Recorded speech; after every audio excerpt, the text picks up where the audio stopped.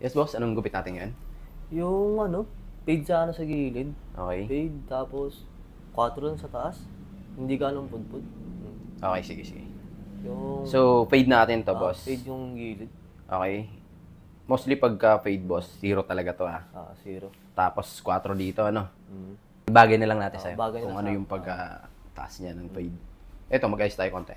Lagyan dito ng ang guhit yung yung Line up. Ah. Okay.